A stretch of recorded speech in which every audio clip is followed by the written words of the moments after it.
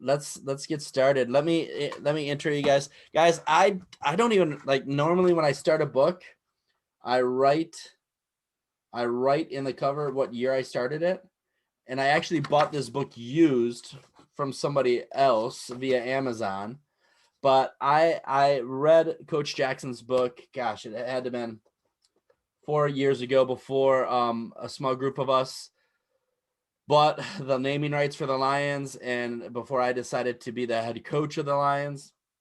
And then once I made that decision to be the head coach and I could start working on our own culture, a lot of Coach Jackson's points that I picked up from him in his book and just following him for years worked their way into how we really excited to have him here tonight. Excited potentially to maybe see him in person here in the Czech Republic or Europe at some point. But Coach Jackson, I look forward to tonight, and I got my notes ready, so let's go. All right, Zach. Thank you, guys, and thanks for letting me be on. And I am truly honored. This is the first, European group I've ever gotten to talk to, and so what I'm going to talk about is intentional culture. And what we talk about is turning into a leadership academy. And I know at y'all's level, it's a little bit different, but basically it's about how to create an intentional culture. So I'm going to give you the 30-second commercial of who I am, just so you know a little bit about who's talking to you. But I've been coaching 31 years, won more games than I've lost. In 2015, I was convinced to write a book. It's called Culture Defeats Strategy, and I was hoping to sell 100 copies. I just wrote it so I could go speak at places, basically. It helped my speaking resume. I've sold over 8,000 copies now. Then I took another job in 2017, and I wrote a book about how I implemented the first one, basically. So Culture Defeats Strategy 2. I'm working on another book. I mean, real preliminary, but I'm going to call it a football manifesto. What we're going to talk about tonight is creating an intentional culture and teaching your culture daily. And so that sweep the sheds is one of the leadership lessons that I sell, things like that. And so we'll get into that and how we use them. I also have if you guys know Art Briles, he did coach in Italy a couple of years ago, but he is a big time offensive guy here. And I got to hire one of his assistants in 17 and got to learn his offense, and they do a great job of keeping it secret. And so I also sell an offensive system. So it's high tempo. And anyway, so I kind of dabble in a few things. I've coached long enough that my job's somewhat easy for me. So I dabble in these things. So if you ever want to connect with me, there's my Twitter. My email is culture@coachrandyjackson.com. Whatever, put it in the chat. I'll put it in the chat box before we finish, but please connect with me if you want to. I work in Texas, Dallas. I'm about 20 miles from Dallas. We've got about 2,000 students in our high school. So it's a new school. So when I got there in 2017, there was zero identity there. So it was a lot of fun for me to go in there and start from scratch, because they hadn't really won, and create an identity. So here's the number one thing, guys. This is going to start it. Okay. Your most important job as a coach is getting across your message. You got to get across whatever your message is, right? It's whether it's goal line defense or what we're about or whatever, but you have to get across your message. And so just remember, I think that's your number one job as a coach, whether it's a position coach or a coordinator or a head coach. Everybody's got messages. So what a lot of people do at my level in high school is talk to their guys about football and their position and all, but they don't talk enough about the program. So I'm a big believer in selling my message to my team. They want to hear about it. So another aspect that we're going to get into is the team that plays the hardest, that will lay in traffic for each other, usually wins. So again, we got to talk to them. We got to create that identity. We got to get them to lay in traffic for each other, get them lay in traffic for their coaches. And you do that with the mental game. And so culture to me is the edge that strength conditioning was years ago. So I think we're on the forefront of the mental game. And so for all these guys, like y'all, really, I make way more money selling my offensive system than I do creating culture, and because people still want to know, hey, what's the newest run pass option and things. And so, but for guys who get this is the edge, because everybody's got run pass options and all. And so if you can get your guys to think, speak, and act alike, you got a chance. And so for me, that's culture. Does your team think, speak, and act alike? So here's a test I always like to use. I think it's really good, right? So if I had the Prague Lions in front of me and I said, all right, guys, hit a knee. And I ask them, what are the Prague Lions about? Okay. If I don't get the same answers, then Zach doesn't have a culture, right? So if you want to know if you have a culture or not, put your guys on a knee, whatever, right? Send a Google form. I'll talk about that here in a little bit, but ask them, what are we about? If you ask the North Forney Falcons, hey, what are y'all about? You're going to get these answers 1,000,000%. Okay. Coach, we're about juice and energy. We're about going fast. We're about discipline. We're about tough. We're about family, right? Those are our core values. So we have a culture because our guys all speak, somewhat act, and think the same way, right? So to get a culture, to get guys saying the same thing, you have to have core values. I mean, it's just the mother of all culture. It's just the foundation. So that's what I'm going to talk to you about today or tonight is how do you create core values? And then once you create them, how do you do the daily fist fight of making sure you really have a real one and you just don't have posters on the wall? So these are the 5 steps upcoming, the 5 steps to how to create core values. So those are our core values right there in that picture. The ones I just said, juice, tempo, tough, family, discipline. And then we also have finish and payday that are kind of game ones or whatever. But so that's where I want to focus right now is, okay, how do you create core values? And when I learned this in 2015, that's when I wrote the book, because I thought, man, nobody's ever taught me this before. So one of the best books I've ever written, y'all, I mean, not written, read, is Pete Carroll's Win Forever. It's terrific. Okay. It's probably 8 or 9 years old. And there's just some really good things in there. And I can remember taking some of those things and putting on our team's locker tags and saying, okay, y'all, these are our core values. So we didn't have any, right? Like they were on their locker tags. They were, they were just advertisements. They were just what I wished we were.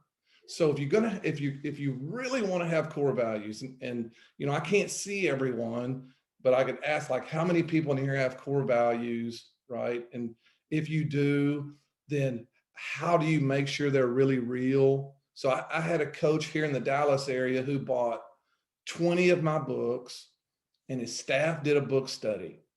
And one of the coaches on that staff is on my staff now, so I know this. So he bought 20 books, all right? He invested. Okay, they did a book study. Nobody hardly does that, right? And then they bought, one of the things in my book says you ought to have your core values in every room in your facility, right? Whatever you want your identity to be, it's got to be plastered everywhere, okay?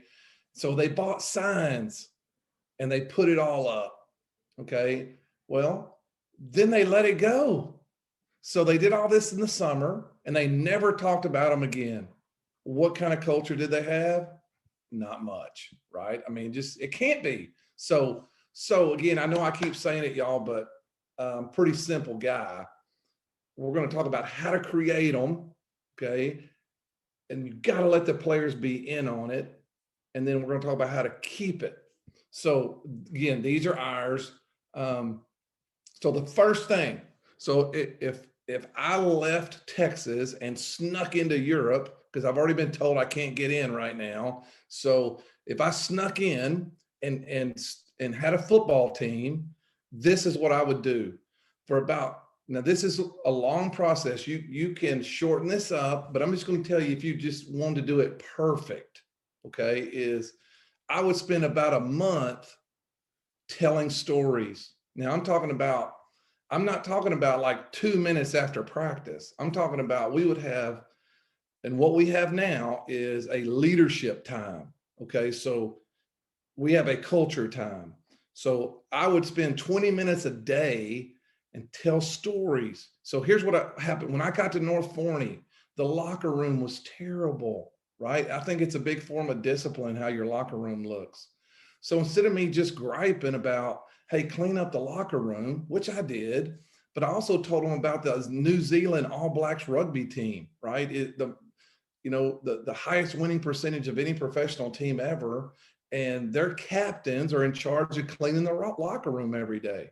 So, and I don't just tell them about it, I show them video clips of it, right? And so anytime a job comes open, it's because things are messed up. Well, one of the things that was wrong is we didn't work hard enough.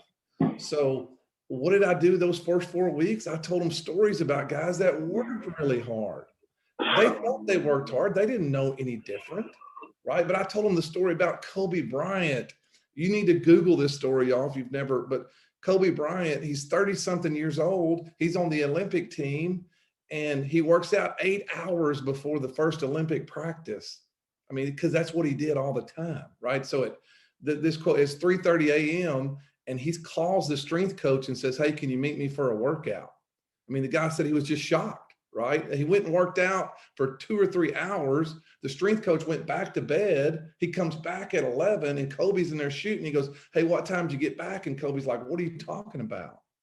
I never left, right? Those kind of stuff that like high school kids, and I guess me too, right? Michael Phelps, he never missed a day for 5 years when he was getting ready. And again, I'm not going to bore y'all with these stories, but Christmas Day, he's in the pool. He said, if I worked 7 days a week, I would gain 52 training days on other people a year.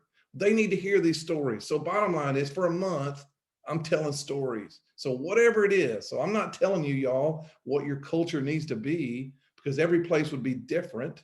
But what I am telling you is, whatever you think it needs to be, tell stories. All right. And then after a month, I'm going to send my guys a Google form.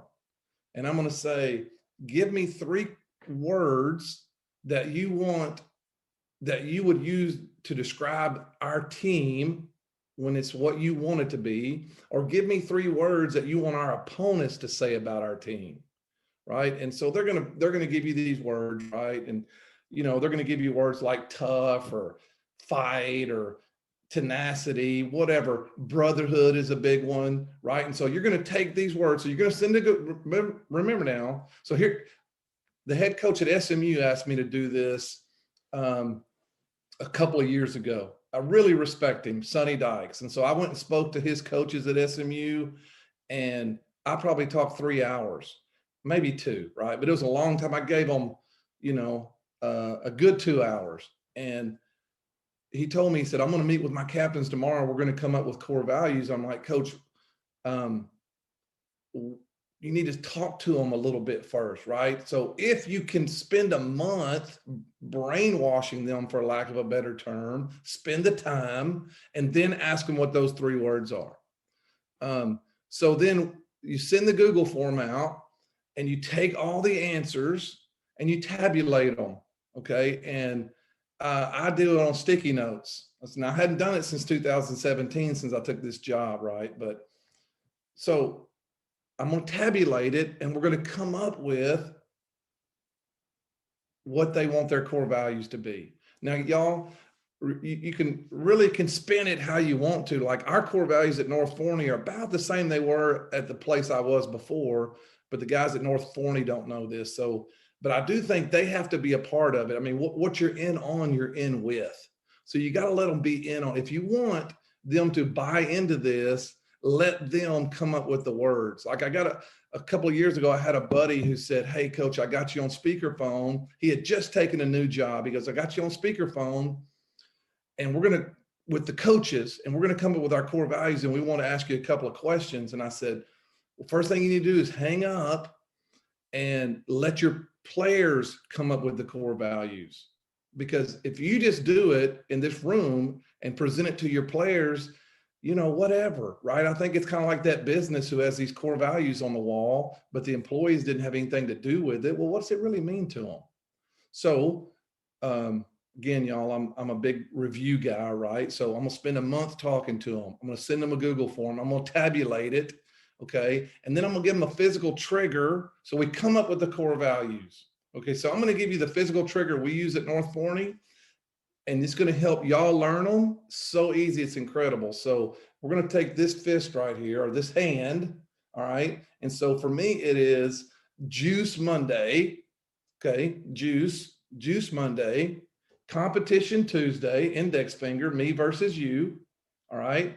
Blue Collar Tough Wednesday, all right? My middle finger, Blue Collar Tough Wednesday, all right? Family Thursday, which, you know, the wedding ring, okay? And then Discipline Friday, count on me. All right. So if I ask anybody, if we were in a room right now and I say, hey man, what's our Monday core value? Most of you would know juice, right? So if I ask you to do this, you could probably do it.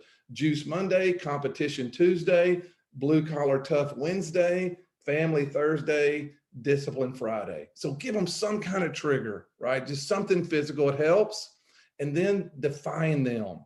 So for us, juice, right? So we came up with juice, we came up with the answers or the core values, but that's not enough. If you can't define something, you cannot achieve it. So again, they've got to help you define it. So like this is on the right, our creed. So y'all, I'm a big believer in words guy. So like we don't have a weight room at North Forney. We have a collision enhancement center. Now think how cool that is, right? So on the doors that go into our weight room, it says collision enhancement center. It's better than weight room. So like 20 years ago, here's what it would have been. 20 years ago, it would have been enthusiasm. Okay, when I first did this, it was energy. Well, now it's juice, right? Juice is better than any of those. So as you can see this, here's how we defined it. Now I helped them a bunch. If you're juiceful, you're useful. Falcon fast is maniacal effort that makes their butts quit. Maniacal, what a great word, right? Compete, me versus you. We are goons who fight to earn and win everything every day. You know, I won't go through all these, y'all, but family, forget about me, I love you. We are a team of foxhole brothers who puts the team first and sweeps the shed. Remember, we got back to sweeps the shed, right? So all these things, you kind of bring them back. This is a great book study, y'all. Chop wood, carry water. Simple, it's small, but discipline. We do what's right at all times. We chop wood and carry water every day. So now, y'all, so this has taken a while, right? 3 or 4 weeks to just tell stories. The Google form, I'm tabulating it. Now we get them. So once we get it, I'm going to spend a week on juice. I'm going to spend a week on juice, and then we're going to define it. So I don't know if I really said that in the right order or not, but that's a lot of time. You can condense it down some, but I'm just giving you here's how you got all the time in the world version. Okay. So that's how we create core values. And Zach, I don't know if it's okay or not, but before I go to the daily fist fight of the brainwashing part of it, can I ask coaches if they have questions or anything like that before we move ahead? Yeah, for sure. Good. So, you know, because I'm just sitting here blowing and going, y'all. So does anybody have any questions about core values, how to create them, anything you want me to expound on?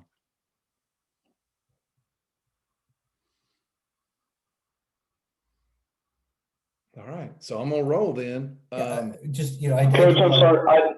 Go ahead. I was just saying, I do leadership coaching, and this is great stuff. I've written down a couple of your quotes. There's always that question of aspiration, when you're creating core values, to aspire to something you're not. And what I hearing you say through your words is you're trusting your guys to aspire to be something better than they are, which I think is just a brilliant piece of what you're doing here. Yeah, and really no one's ever said it that way to me before, Greg, but exactly. I think if I was going into, Prague and let's say Zach hired me to be the culture guy, then I would want to get the lay of the land. And I would ask Zach, I mean, where are we trying to get better? Right? Like what do we gotta improve on? Okay. Well, whatever he tells me, those are the things I'd want to focus on. So again, I know if there's 50 people in this thing, then all 50 of you have things that are important to you. And I think all of you can get that. But you have to present it to them. And if you teach it, then you can get it done. You got to teach it though.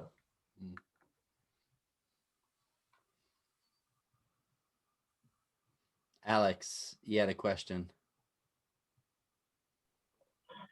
Yes, hi, Coach. This is Coach Alex from Brazil, and I wanted to ask a question.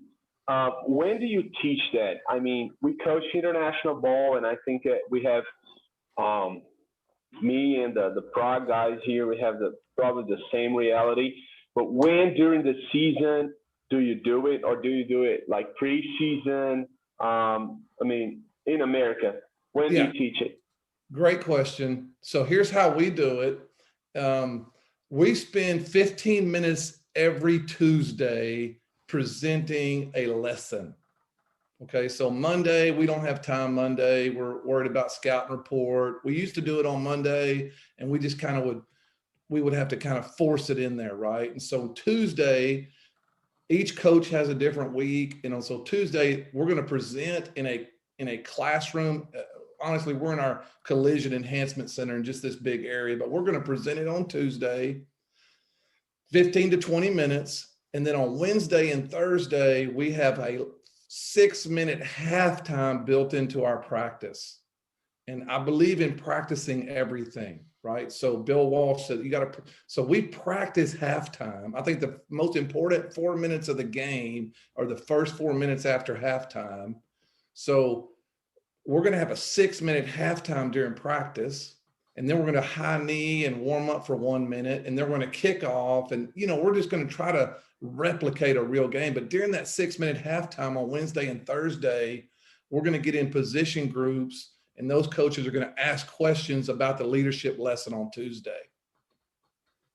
During the off season, and I know y'all don't have, but so for us now in Texas, in the off season, we have track practice at early in the morning, and then we take 20 minutes so they can rest, and then we lift weights and do all that stuff. So that 20-minute break between track and lifting weights is Leadership Academy for us. So during the off season, really we can really hit it hard because it's just kind of built in for us. But I totally get if you just have them from whatever 4 to 6. How are you going to do this? I think you spend 1 day a week, get home 15 minutes later, and then try to just talk about it for 5 minutes a couple of more days. And Alex, I'll try to add some of my insights. This might help Coach Jackson to understand. So we practice on Tuesdays, Wednesdays, and Fridays, and our games will be on Saturdays or Sundays. A lot of guys only practice twice a week. I sometimes get pressure to move back to that. I will never regress to twice when it's part of our culture of 2. What I try to do in the off season, I try, it's interesting now with Zoom and whatnot. I'll do it with my leadership council. I have a position group, a guy from each position group. So I'll do this. And last year, the first time we did this, because I stepped more into it during our preseason camps, I had those guys lead sections. And now this year we have a much fuller staff. So even just some of these ideas here, like what Coach Jackson just said, is already making me think. But what I have to fight with, not fight with necessarily, is limited time. And my defensive coordinator, who coached Division I, once we get into the season, he's like, you can't give up 15 minutes of our practice, or our not practice, our meeting time for this. And so then I had to get creative, and that means I had to also have a bit of a spine with him too, right? In 2019, we were feeling each other out, in 2020, I was thinking through how could I do more of this, where we're still repeating what we're about, because we have a cultural blueprint. It's a little different than this. I like this. It's a little bit more memorable. So I was constantly thinking through, how do I get this in front of guys? And I like the idea you said, Coach Jackson, just about having the guys do it. So saying to my offensive coaches, hey, we have a 5 or 10 minute deal for the defense, and then a 5 or 10 minute deal for the offense every Wednesday before practice, before we watch meetings or video. That's the first thing that comes to my head, just thinking it through. But you guys aren't here to listen to me, though. You're here to listen to Coach Jackson. So I'll just.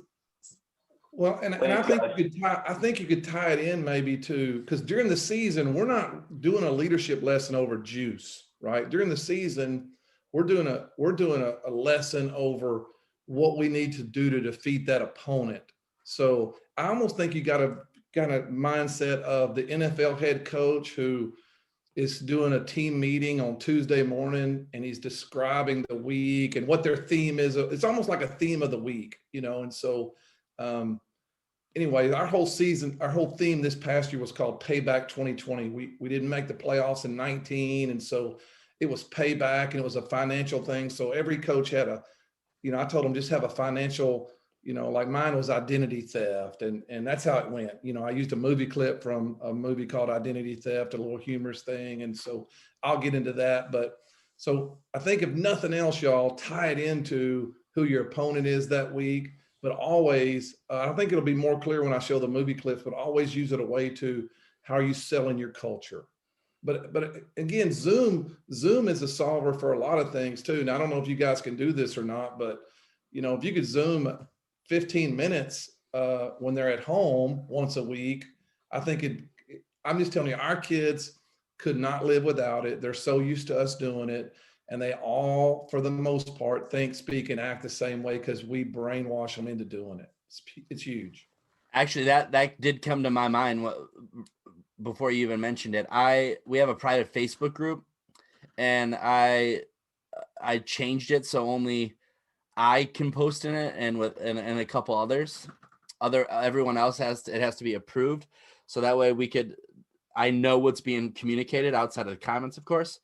But I was thinking, as Coach Jackson was saying this, what if on Monday we shared to that Facebook group, one of our coaches every Monday, hey, this is our theme, show them a video clip, show it right there. The guys could see it throughout the week, go back to it. That's actually a great idea. I like that. And we might actually do that if we have a season, when we have a season. Yeah. And Zach, that's really how I used to. So when we present, we use WhatsApp, which I think is pretty popular in here. I think it's maybe where it started. But so I'll post a video in WhatsApp, and the players will have to respond to it. I'll say, give me one take home from this video. Don't copy somebody else's, right? That's how they like to communicate anyway. So I think there's a lot of creative ways you can do it. Anybody else?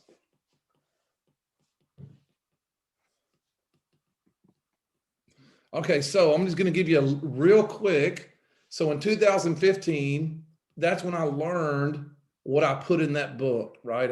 So what I just told you is chapter 2 in Culture Defeat Strategy of how to do core values, right? And so it was great. And I got way more intentional. And then I won the lottery. And in 2018, I was asked to speak in Minnesota. And the head coach at Minnesota is PJ Fleck. And, he's on another level. And so he spoke to the coaches about using movie clips in their team meetings. And it was an epiphany for me. And then I got to go and visit the next morning and sit in on one of his team meetings. It was awesome, right? It was so juiceful. I mean, I talk about that in the next book, Culture Defeat Strategy 2. There's a whole chapter there of PJ Fleck, basically. So, but it just changed everything. So that's where I'm going now is I tell my parents, and I know I'm talking to guys that y'all know we're at a different deal, but I tell my parents we're a leadership academy that happens to play football. They love it. Okay. But I have to back it up. So I call it the daily fist fight. So again, y'all don't have them every day, but I think Zach hit the nail on the head. A closed Facebook group, WhatsApp, or something like that. I mean, you know, people in America, I assume it's over there too, they would rather talk in emojis than they would use real words. So not only have we went from talking, we went from talk to text to emojis, right? And so you're gonna really won't get pushback if you do this through something like that. But I think if you want a great culture, you got to ask them a question per day. If it's an off day, you got to ask them something about culture. Like, okay, here's the theme of the week. Like, here's what I'll tell. I wish I had one of these in here. I just didn't think about it. But you know what a picture quote is, right? Like, in the United States, it'd be like Muhammad Ali standing on. There's a quote by him. You know, whatever. I work the hardest, and so I might tell them, hey, put a picture quote in here of something that is a take home from our lesson this week. And the best one, I'll buy them a hamburger, something like that. So I think you got to do something daily. So we have not an awesome facility. There's some that are better, but we have enough room. We don't have a room like a classroom we can put in, but we do our best. So this is me. Okay. So this is an area. So our weight room collision enhancement center is off to the left, but you can see there's a TV up there. Okay. It's those are football belts tied together, making sure the TV doesn't fall. So this isn't some high class deal. This is not PJ Fleck, but I'm getting the job done. Okay. So they're sitting, they're listening. Okay. And we're going. And so what we're doing is teaching our culture and whatever that lesson is that week. So the best way to do it, y'all, are through movie clips. And so here, you should always tell them what the movie clip is about before you show it. This is, y'all, a clip from a leadership lesson I have called Tough. And this is a fight, Gotti versus, man, I can't remember his name right now. I've got so many things in my head, but this is a fight in the 80s, and they say this is the best round of boxing that's ever happened. All right, so what I'm doing is we're talking about tough, and we're you know, that's one of our core values, and we're doing this. Well, one of the things in this leadership lesson is going to be about this round of boxing.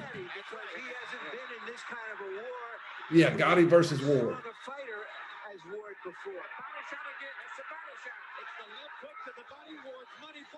And so they don't know anything about this fight, right? They don't, I mean, it's before they were born. And so I'm gonna stop it right here, and I'm gonna say, all right, guys, who's gonna win this fight? You know, well, the guy that's standing up, right? And then you let it play again. But again, you got to get them talking. And he is hurt. This is it. He's not going to recover. It's not like a head punch. He may not be able to recover. So then you pause it again and you say, I'm sorry, it's 2002. You pause it again and say, he may not be able to recover, right? This is it. The announcers have called this guy out.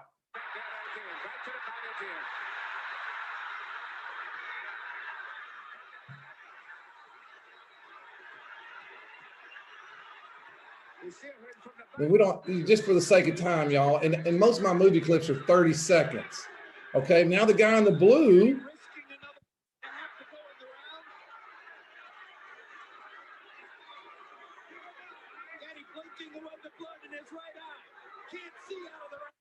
Oh, dadgummit. So now the guy in the blue has taken control. He can't see out of his eye. So now that, anyway, it's just unbelievable. It's supposed to be the greatest round in boxing ever, right? So what if I sat there and just described that to y'all? And I did not do a good job, right? I should have had that video cut up and all that, but I just wanted to show you is man, they are watching this and they're in on it. So you have to, this is Pete Carroll from the Seahawks. Even with NFL people, grown men like some of y'all are coaching, and maybe all of y'all are, you got to fascinate them, right? So get your message across with video clips. This is one of my favorite things, okay? This is the movie Achilles, okay? And Achilles is been summoned to fight. And basically this was a David versus Goliath thing where they would both just get their best person and the whole armies wouldn't have to fight. So he's been summoned because they need him. Are the stories about you true? They say your mother is an immortal goddess. They say you can't be killed. I wouldn't be bothering with the shield then, would I? The Thessalonian you're fighting. He's the biggest man I've ever seen. I wouldn't want to fight him. That's why no one will remember your name. Oh, it's awesome, right? That's why nobody will remember your name. Well, man, everybody wants to be remembered. So that's the clip. Now, this is the length of a clip I will use right here. So I wouldn't want to fight him. That's why nobody will remember your name, right? And so now you got to get your players talking. Hey, what does this quote mean to you? Things like that. So now this is the next clip, all right?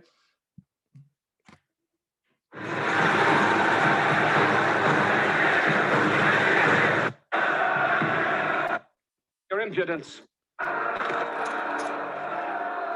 Perhaps we should have our war tomorrow. So again, you got to pause it and talk to him. But so Achilles shows up. His people are mad because he's late. That other guy's who he's fighting, so he's fixing to get fussed at. None of that's really relevant. Of all the warlords loved by the gods, I hate him the most. So his own people don't even really We like need him, him, my king. right? For now.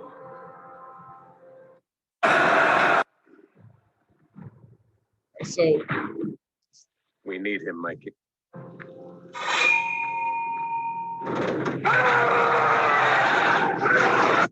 So, dadgummit. So this may not be that big a deal to y'all, but I'm going to pause it right there Of all the warlords, where he's shaking and they're all. I'm going to pause it right here. I'm going to say, what does this remind y'all of? Right. Well, this is the team that in warmups is talking a bunch of crap to us, or what, however the term it would be. Right. These are the people who jaw a bunch. Right. And so I'm going to relate this to us as much as I can.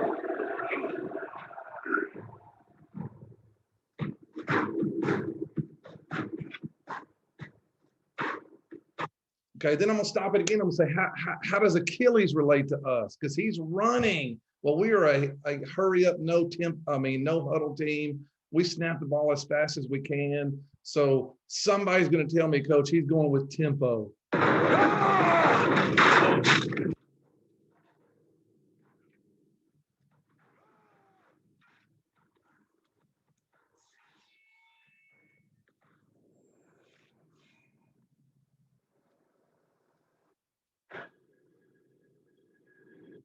So again, we're going to pause it and talk about it. All right, this is the other army. Is there no one else? Son of Peleus. All right, so one of the other generals is going to ask him, "Who are you?" So it's all going to tie in. Achilles. Son of Peleus. Achilles. I remember the name. The ruler of Thessaly carries this scepter. So the biggest part of that is he says, "I remember." So we went from nobody wants to be you, little guy, because you're scared, to everybody's going to remember you. So those video clips y'all are in a leadership lesson I have called Compete. And so this is how we have to compete if you want people to remember you. Again, it's just, I'm telling you, for my guys, they like it. Okay, we're also going to use video clips that emphasize our core values. So whatever your core values are, find video clips to sell them, right? Have your players find video clips. So one of our deals is family, right? Servant leaders. This is Gerald McCoy when he was with the Buccaneers. So this is so powerful to show my guys. I assume it would be yours if this is the kind of culture I do this every you year. want. Don't worry about it. Let me edit. Y'all go in. I got you. I pick different people every day. So like when we put on pads, offense or defense, it don't matter. I'll just pick 3 or 4 random people and carry their pads in. You got to serve before you can lead, man. So I'll pause it right here and I'll say, do y'all know who Gerald McCoy is? Right. And most of them, whatever, kids are, but like he's an all-pro. Like he's been in the league 10 years when he's doing this. And so this isn't just some guy. Because I don't know if it is for you guys, but sometimes the older guys, like they want to be first to go eat, things like that. So for them to see this, it's way better than me telling them about it. I always taught that. So that's just what I believe in. We all giving it everything we got. Some days you just don't have it. And anything I can do to help the man next to me propel himself to being better, I'll do. So here's how I would teach this. I'm going to show this clip. Right. And I'm going to ask them in WhatsApp or Facebook or something, what's your number one take home? How can this make you a better servant leader for our team? Do you, hopefully, again, this is just too easy of a question, but should our captains be like Gerald McCoy? They're all going to say yes, right? They can't be yes, no questions, but so powerful. All right. Another thing that we talk about in our program is we're going to earn everything every day. So y'all, this is one of my favorite things, but when the season's over with, we take all our guys and we move them out of the varsity locker room and we put a question mark shirt on them. And that means we don't know about you anymore. You got to prove yourself to us. And we make them earn their way back into the varsity locker room. And they have to defeat somebody to get in there. They have to be invited to do the competitions and things. But anyway, we make them earn what we can. So to help sell that, we're going to talk about the word meritocracy, which means you get what you earn. You almost feel like an outsider. The coaches are sympathetic, but they still have to coach, and you're not there. It's a dark place. Probably the darkest it's ever been. You're sad and down and out, and you ask yourself, why did this have to happen? It's in this moment that you find out who you really are and what you're really about. So again, you got to pause it every now and then, but I say, guys, this is Tony Romo. He got injured. Dak Prescott took his place, and now he's healthy again. But Dak is having an incredible year, and the Cowboys are having an incredible year. So what should happen, right? Because Tony Romo was an all-pro. Well, I'll tell you what all my guys think should happen. Like if it was them that, oh, coach, I was a starter and I got injured, I ought to get to my spot ought to be saved. No, that's not the real world, right? The real world is a meritocracy. Like Tony Romo's making $15 million a year and Dak Prescott's making $300, but it don't matter. It's who's getting it done. So instead of me telling them that, I'm going to show them this. You see, football is a meritocracy. You aren't handed anything. You earn everything every single day, over and over again. You have to prove it. That's the way that the NFL, that's the way that football works. So this is from a leadership lesson I have called meritocracy. I got Nick Saban talking about it, whatever, right? And so just think about, guys, how hopefully your mind is working. If you want to create discussion, remember what I said earlier, what you're in on, you're in with. So if you want your guys to believe in those core values, let them help make them. But if you really want them to be in on this week's discussion, whatever you're trying to teach, then show them a movie clip or show them some kind of video clip, and then let them tell you about it. It's way better than you just standing up there talking. So it's not a team meeting, right? For me, because I've got 17-year-olds, it's a leadership lesson. For you guys that have older guys, it's a culture, a culture lesson. So I'm about done here, and I'll have again. Don't have to go anywhere, but I'm just trying to be courteous, right, with my time. But so this is my favorite video clip, and this is one PJ Fleck used on that Friday night when he was speaking to us. This is from the movie A League of Extraordinary Gentlemen, right? Dadgummit, I'm going blank again, but does it matter, right? But what this is 6 people who are trying to become the next James Bond, and they are going through these tests, and they have to pass all these tests, and guys are quitting or whatever, and they're down to 6, okay? And so what they've done is they've told them to jump out of this airplane, and on the way down, they've told them, one of y'all's parachutes does not work. And you 5 who have good parachutes have to figure out how to get the other one down. So we don't know whose parachute works. We don't know who doesn't work, but we just know y'all got to get them down. It's a movie, right? But what PJ Fleck did with this was like a theme for their off season. So on their shirts, they had parachutes, right? It was cool. But I've seen this movie clip a million times and it's still awesome to me. So you have to prep them. Okay, here's what's going on. There's 6 of them. Okay, and they got to get the 5 with good ones have to get the other one down. We don't know who it is.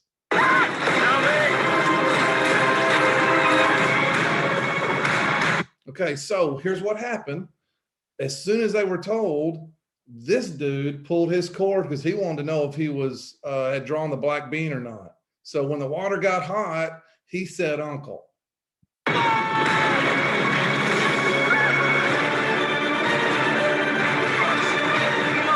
So sorry, y'all. This is I didn't want to show the whole clip. The whole clip I showed to my team has all of them pulling their cords at different times. So that was the last guy. He couldn't take it anymore. They were getting close. So now it's Eggsy and Roxy. Those are the 2 stars of the show. And we gotta hope this works out. I'll you, all right?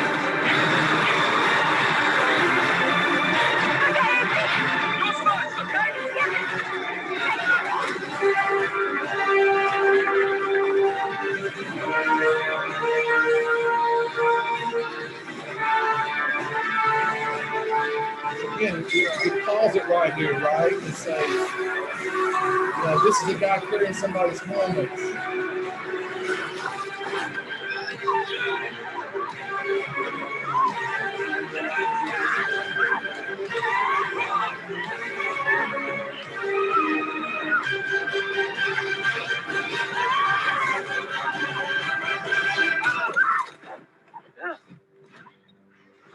So I'm sorry, it's the movie The Kingsman, right? I've got a terrible memory, but so you can see, y'all, from all those video clips, you can teach from those, right? Like, do you want to be remembered? It's a meritocracy, servant, right? This is servant, basically. Like, who can we count on when something goes bad? And it's all better than me just telling it. So anyway, that is the basics of, let me go back here, of creating core values. And then how do you make sure you emphasize them every day? And I think it's through some type of team meeting with a video clip. So again, I've got plenty of time. If anybody wants to stay and ask questions or whatever, I know I talked real fast then because I was just trying to not take all night for you.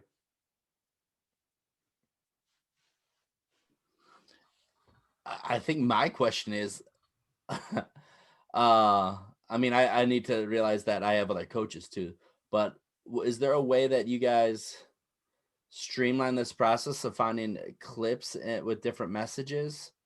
That's the first question that comes to my mind. Well, I hate to be, but I sell these, like I sell them on my website, right? So, but for me, here's how I do it. I get on YouTube and I just type in movie clip, meritocracy, whatever, So if I watch a movie, I don't watch a movie the same anymore. When I watch a movie, it's like, oh man, I think I might could use that clip for something. So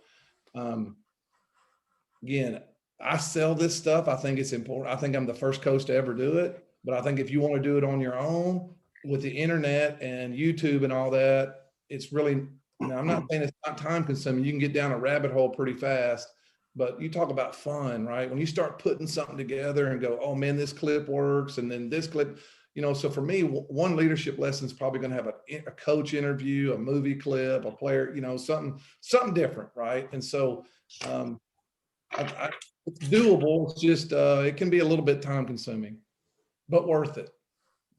Totally. Coach, good evening, Yes, sir. gentlemen.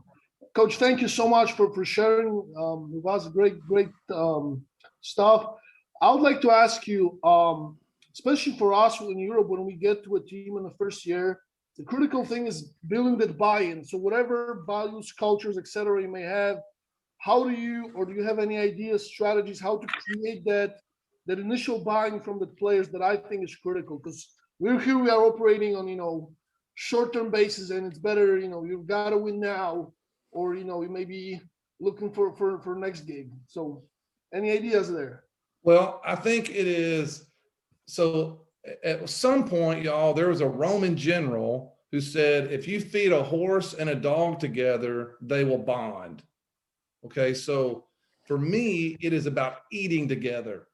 And I think it can't be at a high school for me. I gotta go meet with people outside. And so I think there's something intimate about breaking bread. So if you were to hire me to be your quarterback coach or something, the first thing I would do is I would get the offensive players or whoever, right? And we would eat and we would bond and connect and do things away from the facility. But it's about relationships, and the quicker they get to know who you are, right?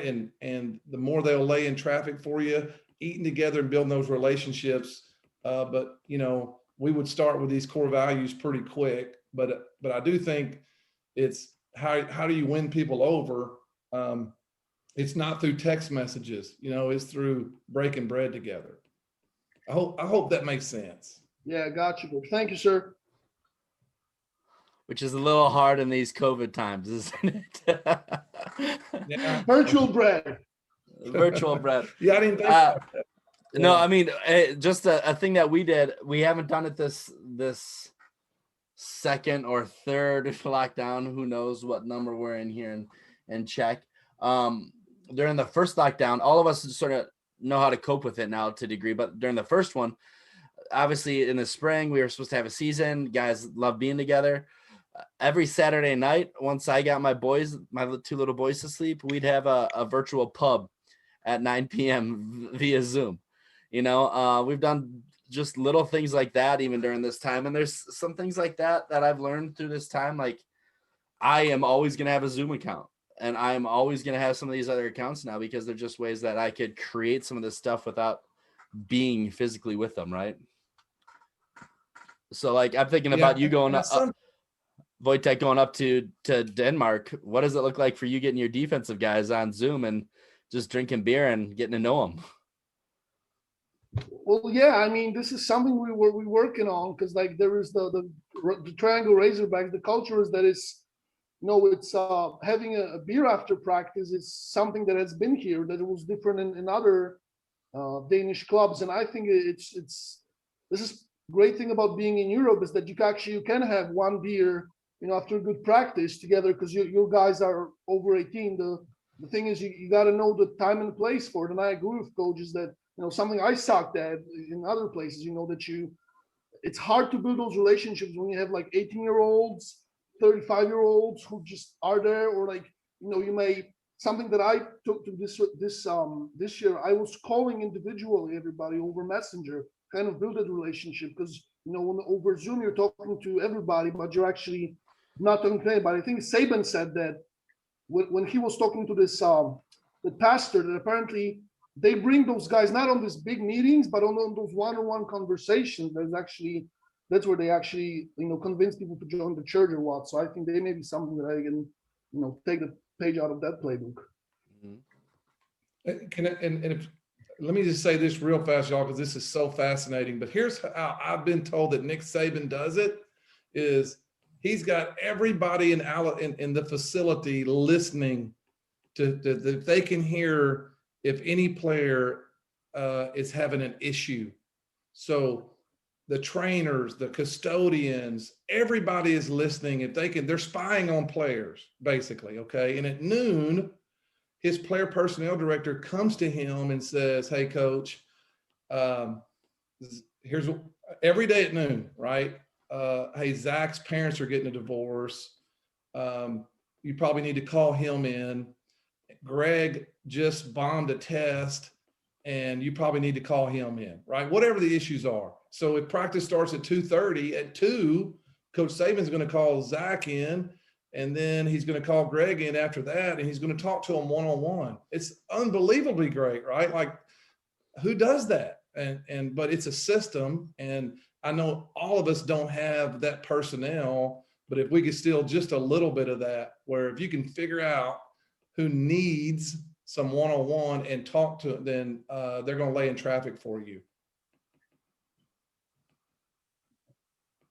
I do have a question. I mean, I think most, inevitably teams have someone that's, I'll call it prima donna, right? They're an exceptional player, but they're not they're not participating in some of these things. What have you had any experience with that? What is your general advice working with those kinds of players? I think that's a tough one, but I think the biggest thing you can do is the majority rules, right? And so for us, we're going to praise the guys doing it right. So I think whatever you celebrate, you get more of. So we're going to praise the heck out of the guys who are living our core values. And then the few who are not, we're going to try to make them uncomfortable. And so we're going to hold them accountable. We're going to have systems to do that. Like we're a morning practice team. So if a guy's late, he's in trouble, right? If a guy gets in issue with a teacher, we put a red shirt on him, which means stop doing that, right? He has to wear that red shirt until we get a teacher saying he's better. But bottom line is we're going to celebrate the 90% or 95%, celebrate them, social media, their love language, and try to, I think, in your yard, the good grass overtakes the weeds if you water the good grass. So we're trying to water the good grass as much as we can and celebrate. That's good. I struggle with that because, like you had said earlier, all of us, I mean, when I'm working with the adult team, we'll have some 18-year-old kids, but then we'll have some guys that might be as old as me, 40, So just trying to, and also for the Czech culture, I would imagine Wojtek I would imagine the Polish culture is somewhat like this too. When you like the way that Czechs respond to people that are getting praised or celebrated, it doesn't necessarily help. So like that's one of those things that I've for years, and I still don't have a good answer, is doing just what you said in light of this culture that I didn't grow up in. I've lived here almost half of my life now, but I still didn't grow up in it, so that like just learning. Yeah, I'm thinking out loud more than anything, just how to tackle that. Because you're obviously dealing with high school kids that are a little bit more compliant, right?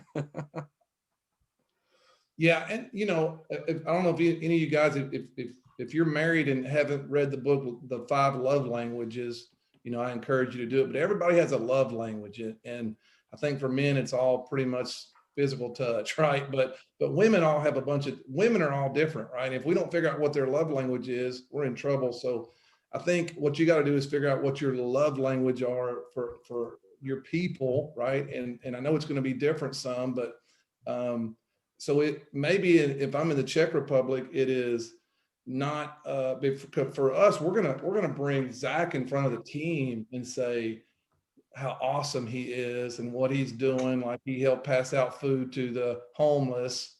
Okay, well, if that's not good because praise isn't a great deal, then I'm going to send him a personal text message. But I'm going to somehow let him know, hey, dude, you're awesome. Thank you very much. And if private's better than public, whatever I got to do. But I think they're going to repeat behavior, right? That is, so, whatever we can do to encourage and build that momentum, we will. And then the few kids that we have to hold accountable and make hard, then we'll do that too. And sometimes, and like he mentioned, Coach Zach mentioned a unity council. Sometimes we have to have a unity council, have an intervention with guys or whatever. But for the most part, we're just going to hold them accountable every day. And usually they fall in. Coach, you touched on interesting point for us. Like in Brazil, we don't even have a translation for the word accountability, right? So it's been really tough to me. to teach that. You know, I got here, like you said, there was no coach before. So I got here and the guys had no accountability at all. So it was a tough time for me. So have you ever been around guys who doesn't accept well accountability? Did you ever have resistance when you were teaching it? Yeah, 100%. Really, that the second book, Culture Defeats Strategy 2, is when I went to North Forney in 17. And man, they had not been made to work hard, and they resisted big time. And so, I did two things. Now, again, in high school is a little bit different, but worked them extremely hard and told them we could live without them, which I don't think most of them had been told that before. But then I just started finding things, again, they're y'all, this might sound weird, and I hope it translates okay, but when we started earning our way in that varsity locker room, I just started saying, man, we got another goon in the varsity locker room. And, goon is a negative word here too, but goon is something they loved. And we started kind of tweeting it out a little bit. And so I guess what I'm saying is with my resistant guys, I let them, here's what I tell them is it's going to be a father-son relationship. And so I'm 53, and so it helps me a little bit, but I'm gonna help raise you, and I'm not gonna be your best friend. I'm gonna praise you like a dad, but like a good father also, man. I'm gonna hold you accountable. And for you to say like there's not a word in Brazil for accountable is just blowing my mind. But maybe a father-son thing would work, But I think positive and negative still got to be 5-to-1. But so you go in and you don't tell them what your core value are, but I went in and set the standard day one. So the standard day one is we're going to have extreme effort. We're going to finish every drill. If you don't, I'm going to make you do it again. Right. And I'm never going to look the other way. So I think you set the standard, then you help them do the core values. And then after the core values are set, then you go like, hey, y'all, these are your core values. Why are 20% of you not doing this? Then I think you use the core values to help you maybe leverage that a little bit, but it's a pretty tough one. I just think, I think you have to try to father-son them as much as you can. And then again, like when I found that word goon and gave them an identity, then man, they wanted to be a part of that. Thanks, Coach.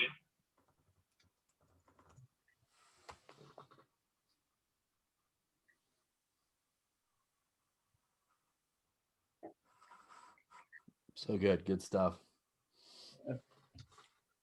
Lots of good stuff, gentlemen. Anything Yeah, else, I believe, guys? Coach, if I can, Oh yeah. I think it's all good stuff, but the hardest part is that whatever we define is to living those values every day. And again, having this experience of coaching in the States a little bit, it's a little different for high school coaches or high school kids who want to get the D1 scholarship. And over here, we have guys who pay to play, and until you have the resources and the competition, and the guys know that, okay, if I don't show up to practice, there's 10 guys on my place. It's you kind of have to be, deal with what you have. I don't know. Just that's why we're having you, Coach. Yeah.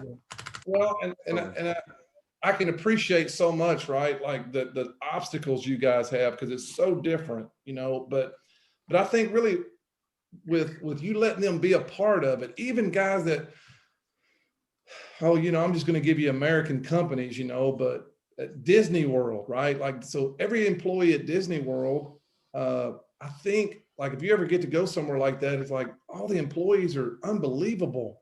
Disney World's the cleanest place I've ever seen. There's people walking around with paintbrushes looking to paint something. You go, how did they get this culture, right? So I think even with guys that you can't hold accountable like I can, you still have to find something to brainwash them into going, man, I'm a Prague Lion, and this is what being a Prague Lion means, and I am proud of it. And way easier said than done, I know, right? But that's what the great militaries do, is You gotta come up with, and so if you got guys in their 30s or whatever, then maybe you got to have them be more a part of helping you maintain it, you know? So what you're in on, you're in with. So like for us, if I want players to coach each other in the weight room, then I've got to put them in coaching positions and make them do it because they don't want to. So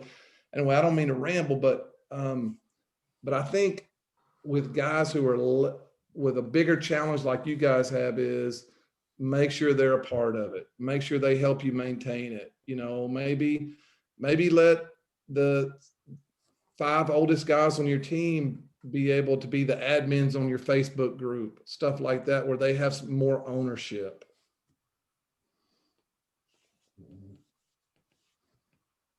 Yeah, guys, I actually, one of the things I mentioned the leadership council, and we're all in different situations. I don't let the team vote on it. I know some guys that do leadership councils in the States do it that way. I know some guys in here in Europe do it that way. I select them because I want to make sure they're guys that I know should be there. And this year we've met a few times and I've pushed back on them. Hey, if there's going to be these disciplinary issues with guys, you know, not coming to practice because of whatever reasons, I actually asked them in our last session together, I said, how would you guys handle this? What would you do? What do you guys want to do with a guy that doesn't come to practice but still expects to play? I'm doing that because then it's like, then it's not me, right? It's not the American head coach, even though I speak Czech and blah, blah, blah, blah, blah. You know, it's them. And that's another step that means me having to take some of my hands off of control, right? But I think that's helping. And right now, I mean, we got almost 70 guys that have said they're going to be playing, you know, this spring whenever we get to start practicing through all this chaos, right? And I think that's in part because of giving that ownership to those 7 guys, and all those 7 of those guys have been around a while. And one of the things we're going to be doing next is I'm going to ask each of one of those 7 guys to find a key younger guy that's going to be our next level of our leadership council. So that those guys are actually grooming somebody who's younger than them. Sorry, we're here to listen to Coach Jackson, not me, but that's just one thing I've done as of late. And I think that is perfect as far as like going, hey, what do y'all want to do with him? You know, he's late every practice. And that way it is from the team. I think that is exactly how I would, you know, do it even with high school guys. So I think that's a good stuff.